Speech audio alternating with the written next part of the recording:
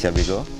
I was born in Tehran, 1940, and in 1952 my parents decided to send us boys to England to be educated in England. I decided that I'm going to take a PhD in neurochemistry and biochemistry because my father had become very sick in 1957 with depression, and in 1957 there were no drugs for treatment of depression. And I thought studying the brain neurochemistry will become a very important area, because if we understand how the brain works, we may explain why we behave the way we do. I was for about 4 years at Oxford University until Technion decided to recruit me to come to Israel to set up the Department of Pharmacology at the Technion Medical School in 1977. And my dream was that if I do come, I'm going to develop a drug for Parkinson's disease.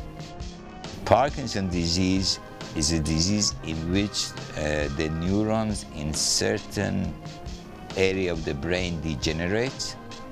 We first see it around the age of between 40 and 50, and the neurons that die are important for initiating movement. So it's a movement disorder. 1986, we started collaborating with Teva to develop the Parkinson's disease, which eventually we did. It's called rasagiline or Azilect.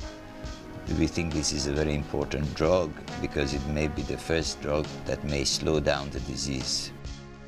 We have now turned our attention to Alzheimer's disease because we believe that by year 2020, the projections is that there will be some 50 million subjects with Alzheimer's disease. It's a dream.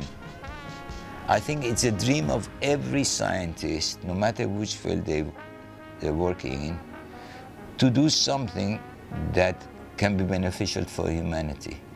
Of course, not all of us are successful. And maybe it's the dreamers that succeed.